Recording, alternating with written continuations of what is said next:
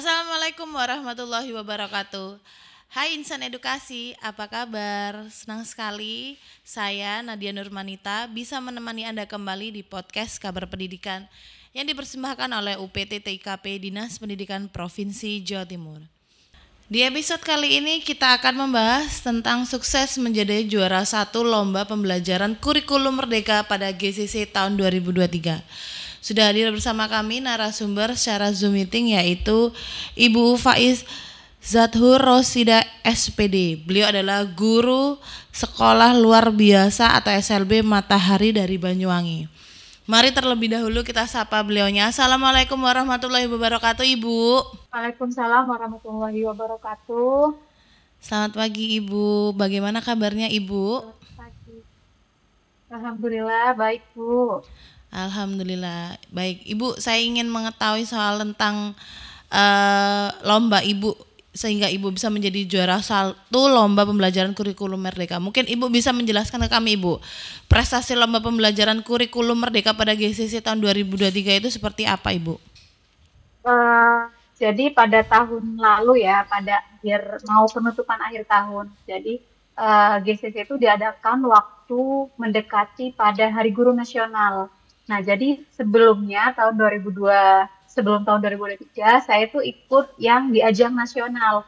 Nah, kebetulan waktu itu saya tidak masuk, Bu, tidak masuk nominasi menjadi 10 besar, cukup di 20 besar saja.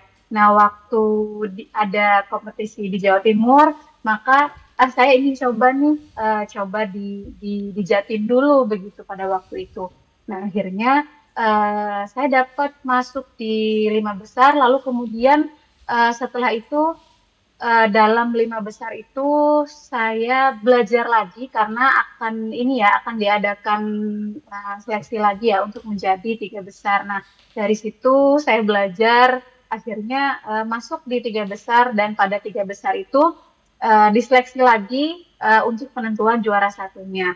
Dan alhamdulillah waktu itu saya beberapa kali mencoba begitu, akhirnya mendapat apresiasi dari PCC Jatim untuk dipercaya untuk menjadi juara satu. Ibu. Terus kalau masa-masa persiapan Ibu untuk mengikuti lomba GCC ini, itu Ibu seperti apa ya?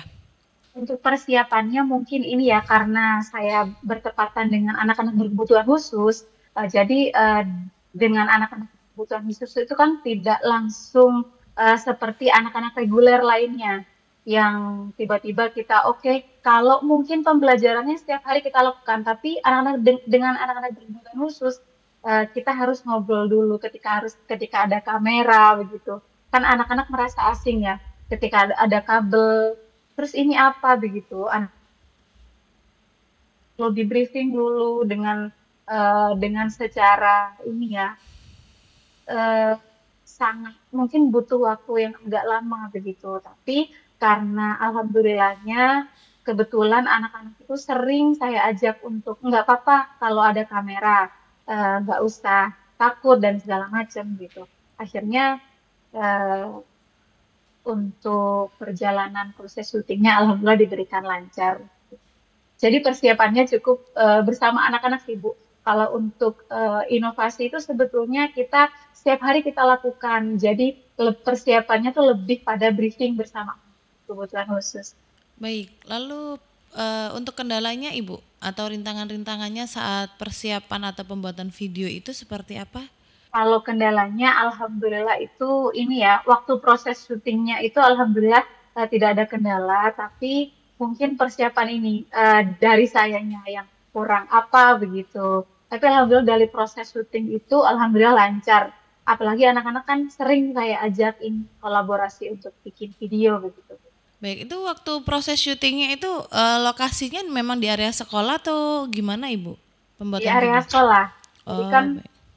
iya, di area sekolah saya tempat biasa mengajar anak-anak. Jadi kalau di sekolah saya itu kan pembelajarannya tidak hanya di dalam kelas. Jadi proses syutingnya itu kita berpindah-pindah karena ini kan kurikulum merdeka. Jadi kurikulum merdeka itu kegiatannya itu berserangkai begitu kalau di sekolah saya. Jadi dari Senin misalkan kegiatannya kan akademik fungsional. Saya angkat waktu itu videonya itu tentang akademik fungsional. Akademik fungsional itu anak-anak misalkan mau belajar IPA, kita belajarnya nggak di kelas, jadi kita langsung belajar praktik gitu. Kita ke kebun, terus kemudian kalau kita mau belajar tentang sosial kita keluar begitu. Jadi kemarin itu saya ngangkat tentang kita mau eh, buat es buah coklat, tapi itu nyambung dengan akademik fungsional. Jadi anak-anak saya ajak belanja ke pasar, lalu kemudian anak-anak saya ajak ke kebun, kita ke dapur gitu. Jadi prosesnya itu berpindah-pindah proses syuting. Tapi alhamdulillahnya anak-anak enjoy begitu, tidak merasa proses ini sedang syuting, tapi kami sedang belajar begitu. Anak menikmati. Oke, baik. Lalu kalau dari segi dukungan Ibu, dukungan dari cabang dinas ataupun mungkin dari sekolah, seperti apa yang diberikan kepada Ibu sehingga Ibu bisa menjadi juara 1 nih?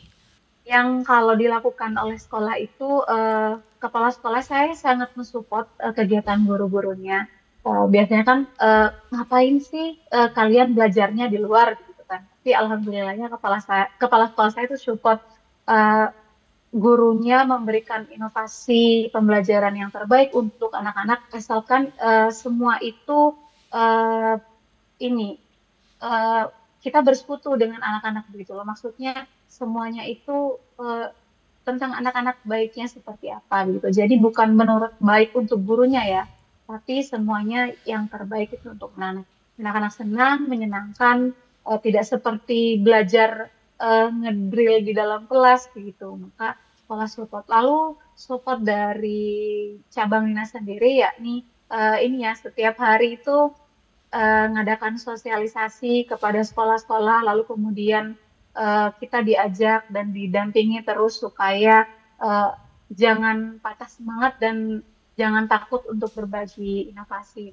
Baik, jadi memang proses pembuatan video ini mengikuti lomba sekalipun kayak ya mengajar tapi menyenangkan gitu ya Bu, mungkin buat anak-anak gitu. Jadi mereka merasakan sangat enjoy sekali. Untuk pesan-pesan Ibu, ini pertanyaan terakhir, untuk pesan-pesan untuk para guru-guru Ibu yang ingin Ibu sampaikan kepada sesama guru nih untuk berjuang seperti Ibu, siapa tahu tahun depan ingin mengikuti lomba yang sama agar bisa menjadi juara 1 seperti Bu Faiz. Pesannya sih begini Bu, jangan pernah takut atau jangan pernah minder atas inovasi yang kita punya. Biasanya kan sebelum apa-apa kita udah minder dulu. Kira-kira ini baik nggak ya, ini bagus nggak ya? Padahal setelah kita post atau setelah kita forwardkan pada banyak orang, ternyata ini bermanfaat untuk banyak orang begitu. Dan jangan pernah takut untuk mencoba. Jangan pernah menganggap bahwa tujuan saya juara 1, juara 2 atau juara 3. Tapi belajar dan berkompetisilah begitu. Karena kesempatan seperti ini mungkin juara 1 itu bonus ya Bu ya, tapi ketika bertemu dengan guru-guru dari banyak daerah itu juga menjadi pemacu semangat kita sebagai guru begitu loh. Karena apa ya, atmosfer di luar itu kan berbeda. Jadi kita mendapatkan feedback dari guru-guru daerah yang tidak sama dengan kita, itu luar biasa. Jadi itu salah satu semangat saya untuk belajar gitu, yaitu bertemu dengan banyak guru di luar sana. Jadi jangan pernah takut, jangan pernah minder atas inovasi yang kita punya, berbagilah dan lakukan hari ini. Baik, terima kasih Bu Faiz atas waktunya yang sudah diluangkan untuk bisa mengikuti bisa mengikuti podcast bersama kami Ibu. Semoga Ibu semakin sukses dan selalu sehat ya Ibu. Sangat memotivasi sekali Ibu. Terima kasih banyak Ibu Faiz atas waktunya nggih. Terima kasih Ibu atas kesempatan yang diberikan kepada saya juga hari ini. Baik. Insan Edukasi, tak terasa waktu di podcast Kabar Pendidikan harus berakhir. Berjumpa lagi di episode-episode berikutnya. Saya Nadia Nurmanita pamit undur diri. Jangan lupa like, komen, dan subscribe di channel YouTube kami UPT TIKP Dindik Jatim. Wassalamualaikum warahmatullahi wabarakatuh. Salam EduTech, UPT TIKP terus maju dan inovatif.